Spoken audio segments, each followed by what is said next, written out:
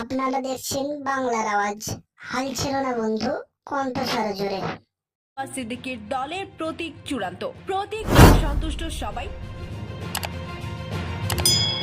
পীরজাদাকে নিয়ে চিন্তিত শাসক দল, তাহলে কি ইতিহাস সৃষ্টি হচ্ছে বাংলার মাটিতে? ধর্মীয় সভা বন্ধ করে দিচ্ছেন আব্বাস সিদ্দিকী, কারণ জানালেন স্বয়ং নিজে। মূল খবরে যাওয়ার আগে ছোট্ট একটি কথা বলে নেই। আপনি যদি পীরজাদা আব্বাস সিদ্দিকী ভাইজানকে ভালোবাসেন, তাহলে ভাইজান জিন্দাবাদ লিখে কমেন্ট করে তারপর ভিডিওটি দেখা শুরু করুন। পশ্চিম বাংলায় একচেটিয়া ভাবে শাসন করছেন মমতার তৃণমূল কংগ্রেস। তবে এইবার তার ভাগে থাবা বসাতে চলেছে ফুরফুরার ধর্মগুরু পীরজাদা আব্বাস সিদ্দিকী। যদিও এই ধর্মগুরু শুরুতেই ডাক দিয়েছেন রাজ্যের সকল দলকে, তবুও চিন্তার ভাঁজ মমতার কপালে। ভয় যেন আব্বাস সিদ্দিকী তার সাধের রাজ্যে ভাগ বসাচ্ছে, হয়তো গদির ভার তুলে দিতে হচ্ছে অন্য কারো হাতে। এদিকে তৃণমূল থেকে পীরজাদাকে নিয়ে নানা কথা ছড়ানো হচ্ছে। তৃণমূলের এক গুরুত্বপূর্ণ নেতা তো পীরজাদার জলসায় হাজার হাজার লোক আসার হিংসায় ফেটে পড়েছে। তিনি জানিয়েছেন, আব্বাস সিদ্দিকীর জলসা শোনার জন্যই শুধু মানুষ আসে। রাজনৈতিক দল ঘোষণা করার পর তার দলে লোক আসবে না বলে বলেন তিনি। তৃণমূলের ওই নেতা বলেন, ভাইজান যে সভা করছেন এইগুলো তো ধর্মীয় সভা করছে। ভাইজান কোনো পলিটিক্যাল দল এখনো করেনি। আগে তার দল তৈরি হোক, তারপর ভাইজানের মিটিং এ কত লোক হয় দেখা যাবে। তবে অনেকেই বলছে, পীরজাদার জলসায় যতই লোক হোক না কেন, এই নিয়ে সবচেয়ে বেশি চিন্তিত রাজ্যের শাসক দলই। এর পেছনে যথেষ্ট কারণও রয়েছে। কদিন আগে ভাঙড়ে মমতার ভাইপো অভিষেক ব্যানার্জির এলাকায় এক সভা করেন পীরজাদা আব্বাস সিদ্দিকী। তৃণমূলের অঘোষিত 2 নম্বর নেতা অভিষেক ব্যানার্জির ডায়মন্ড হারবারে লক্ষাধিক মানুষের এক বিশাল জমায়েত করেন আব্বাস সিদ্দিকী। সিদ্দিকীর ডাকে হাজির হলেন এই বিশাল সংখ্যক মানুষ। বলা বাহুল্য যে এই জমায়েতের পুরোটাই সংখ্যালঘু মানুষ, যাদের অধিকাংশ তৃণমূলের সম্ভাব্য ভোটার। অর্থাৎ আব্বাস সিদ্দিকী যদি আলাদা দল করেন, তাহলে ভাগ হয়ে যাবে অভিষেক ব্যানার্জির ভোট। ভোট ভাগ হলে অনিশ্চিত হয়ে যাবে অভিষেকের নিশ্চিত আসন ডায়মন্ড হারবার। এটা যদি তৃণমূলের কপালে ভাঁজ পড়ার প্রথম কারণ হয়, তাহলে নিশ্চিতভাবে দ্বিতীয় কারণ আব্বাস সিদ্দিকীর ভাষণ। আব্বাস সিদ্দিকী তার জলসাগুলোতে তৃণমূলের সমালোচনা করে যাচ্ছেন প্রতিনিয়ত। সংখ্যালঘুদের অবহেলা করার বিষয়টাও ফুটিয়ে তুলেছেন বারবার। আব্বাস সিদ্দিকী বলেন, তারা মুসলমানদেরও ধোঁকা দিচ্ছে, হিন্দু ভাইদেরও ধোঁকা দিচ্ছে। হিন্দুকে ধোঁকা দেওয়ার জন্য ধুতি পড়েছে, আর মুসলমানদের ধোঁকা দেওয়ার জন্য পাঞ্জাবি পড়েছে। তিনি আরো বলেন, হিন্দু ভাইদের বলবো, যারা এই নাটক করে আগে তাদের থেকে সরে আসেন, আর মুসলমান ভাইদের বলবো, যারা নাটক করে এদের থেকে আগে সরেন। নাম না করি পীরজাদা আসলে কাকে কটাক্ষ করলেন। অনেকের ধারণা তিনি রাজ্যের শাসক দলকেই কটাক্ষ করেছেন। দুর্গাপূজায় মুখ্যমন্ত্রী চণ্ডী পাঠের সঙ্গে ঈদে বা রমজানে মুসলমানদের দোয়ায় মোনাজাত ধরছেন। তবে কি আব্বাসের সমালোচনার তীর স্বয়ং মুখ্যমন্ত্রীর বিরুদ্ধেই?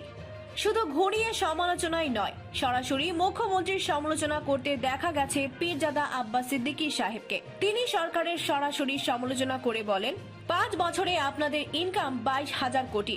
দুঃখ এটাই তো, ইনকামের পরেও আমার বাংলার বোনেরা পেটের দায়ে ওষুধ কিনতে, বাবা মার ভরণ পোষণের জন্য দেহ ব্যবসার মতো নোংরা কাজে নেমে পড়েছে। বিশেষজ্ঞরা বলছেন, বিজেপির সমালোচনা করে যতই শক্তিশালী হবেন আব্বাস সিদ্দিকী, ততই ভাগ হবে তৃণমূলের ভোট। সেই কারণে বিজেপি বিরোধী ডাকেও শঙ্কিত শাসক দল। এবারে পীরজাদা আব্বাস সিদ্দিকী সাহেবের দলের সম্ভাব্য প্রতীক প্রকাশ পেল। কি প্রতীক নিয়ে 21-এর বিধানসভা নির্বাচনে নামবেন পীরজাদা আব্বাস সিদ্দিকী? জানতে হলে ভিডিওটি না টেনে শেষ পর্যন্ত দেখার অনুরোধ রইল। এবারে 21-এর বিধানসভায় রাজনীতির ময়দানে নামবেন পীরজাদা আব্বাস সিদ্দিকী। তা তিনি ঘোষণা দিয়েছিলেন 19-এর শেষের দিকে। 20-তে এসে যেন সেই সম্ভাবনার পালে হাওয়া লাগলো। গাঁট বেঁধে ময়দানে নেমে গেলেন পীরজাদা আব্বাস সিদ্দিকী। বাধা ধরা নিয়মের তোয়াক্কা না করে ধর্মীয় জলসাগুলোতে রাজনীতির কথা বলে মানুষকে উদ্বুদ্ধ করলেন চরমভাবে। সেই যে শুরু। এখন তো ভক্ত সমর্থকদের মনের অন্দরমহলে আসন পেতে বসেছেন এই ধর্মগুরু। মূলত সাধারণ বঞ্চিত অবহেলিত মানুষদের ভরসার জায়গায় আছেন পীরজাদা আব্বাস সিদ্দিকী। হয়তো এইবারের বিধানসভা নির্বাচনে একটা গণজাগরণ তৈরি হতে চলেছে পশ্চিম বাংলার রাজনীতিতে। দিন কয়েক আগে মমতার ভাইপো অভিষেক ব্যানার্জির এলাকায় আব্বাস সিদ্দিকীর সভায় লক্ষাধিক মানুষের উপস্থিতি জেনে শাসক দল থেকে শুরু সবাইকে আরেকবার ভাবতে বাধ্য করেছে। তাহলে রাজনীতির সকল হিসেব নিকেশ ওলটপালট করে দেবেন এই ধর্মগুরু, হয়তোবা হ্যাঁ নয়তো না। তবে সব কার্যক্রম চললেও এখন অবধি দলের নাম ঘোষণা করেননি পীরজাদা আব্বাস সিদ্দিকী। সূত্রের খবর, হয়তো খুব শীঘ্রই কলকাতায় বড় সমাবেশ করে দলের নাম ঘোষণা করবেন তিনি। দলের নাম ঘোষণা হওয়ার পরই দলের প্রতীক চলে আসবে বলে জানা গিয়েছে সূত্র থেকে। তবে জানুয়ারিতে কি প্রতীক নিয়ে ময়দানে নামবেন আব্বাস সিদ্দিকী তার আজ হয়তো অনেকটাই পাওয়া গিয়েছে। কয়েকদিন ধরে গুজব শোনা যাচ্ছিল হয়তো পেন প্রতীক নিয়েই জানুয়ারিতে জনগণের কাছে আসছেন আব্বাস সিদ্দিকী। তবে খবরটা সত্য নাকি গুজব এই নিয়ে চলছিল যত দ্বিধাদ্বন্দ্ব, কিন্তু এইবার সত্যের পালে জোরে সোরেই হাওয়া লাগালেন স্বয়ং পীরজাদা আব্বাস সিদ্দিকী। আমাদের চ্যানেলকে দেওয়া এক সাক্ষাৎকারে আব্বাস সিদ্দিকী তার দলের প্রতীক নিয়ে কথা বলেন। তার দলের প্রতীক যে পেনই হচ্ছে তা সরাসরি না বললেও তার কথা থেকে আজ করার যথেষ্ট কারণ খুঁজে পাওয়া যায়। আব্বাস সিদ্দিকীর দলের প্রতীক পেন হচ্ছে কিনা এই নিয়ে তাকে প্রশ্ন করা হয়। তিনি বলেন, আমার রাজনীতির প্রতীক যদি পেন হয় তাহলে তো খারাপ কিছু হবে না, কারণ কলম মানুষের এমন জায়গায় আঘাত করতে পারে যা তলোয়ারও পারে না, আর কলমই মানুষকে সত্য ও ন্যায়ের কথা জানাতে পারে। সুতরাং এই কথা থেকেই বোঝা যাচ্ছে যে আগামী বিধানসভা নির্বাচনে কোটি মানুষের ভরসার প্রতীক পেন। হয়তো এই কলম দিয়েই আগামীতে লেখা হবে নতুন কোনো ইতিহাস। সেই পর্যন্ত না হয় আমরা অপেক্ষা করি, নতুন ইতিহাস জানানোর জন্য নিজেদের প্রস্তুত করি। এবারে পীরজাদা আব্বাস সিদ্দিকীর সভা বন্ধ করে দিচ্ছেন তিনি নিজেই।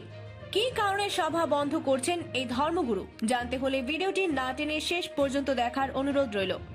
পীরজাদা আব্বাস সিদ্দিকীর সভা মানেই বিশাল কোনো জনসমুদ্র, আর সেই সভায় নিয়মের তোয়াক্কা না করে রাজনীতির কথা বলে বেড়াচ্ছেন নিয়মিত। এই জন্য শাসক দলের চোখের বালি হয়ে দাঁড়িয়েছেন এই ধর্মগুরু। তাকে জলসা করতে বাধা দেওয়া হচ্ছে বিভিন্নভাবে, ভক্ত সমর্থকদেরও ভয় দেখানো হচ্ছে বিভিন্নভাবে। পীরজাদার জলসায় আসায় হাত পা ভেঙে দেওয়ার ঘটনাও ঘটেছে। এছাড়াও বিভিন্ন বাড়ি গিয়ে ভয় দেখানো হচ্ছে সমর্থকদের, এমনকি জানে মেরে দেওয়ার হুমকিও আসছে বলে অভিযোগ পাওয়া যায়। তাই এবার জলসা কমিয়ে দেওয়ার সিদ্ধান্ত নিয়েছেন পীরজাদা আব্বাস সিদ্দিকী। এই ব্যাপারে তিনি বলেন, আমি বিভিন্ন জায়গায় সভা করা বন্ধ করে দিয়েছি। কেন, এটা আপনারা সবাই প্রশ্ন করছেন। শুনুন, ইমানদার যে হবে সে আল্লাহ পাক ছাড়া কাউকে ভয় পাবে না, কিন্তু আমাকে ফাঁসাবার একটা ষড়যন্ত্র চলছে।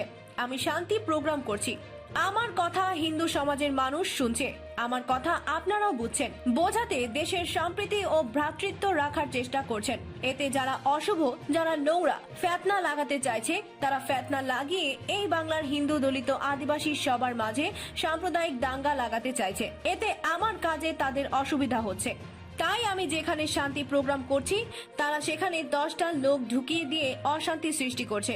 তাই আমাকে বারবার পুলিশের ওপর মহল থেকে বলা হচ্ছে, আপনার বক্তব্য আমরা শুনেছি, এটা খুব ভালো কথা, কিন্তু আপনার বক্তব্যে 50,000 লোক এলো, তার মধ্যে 49,900 লোক ভালো, আর 500 লোক দেখা যাচ্ছে দুষ্কৃতী ঢুকে যাচ্ছে। এতে কিন্তু আপনাদেরই সমস্যা হচ্ছে, তাই আপনি সভা কমিয়ে দেন। এই জন্য আমি সভা করা কমিয়ে দিয়েছি। সম্মানিত ভিউয়ার্স, আপনি কি পীরজাদা আব্বাস সিদ্দিকী ভাইজানকে সমর্থন করেন? আপনি পীরজাদা আব্বাস সিদ্দিকী ভাইজানকে সমর্থন করলে ইয়েস লিখে কমেন্ট করে দিন।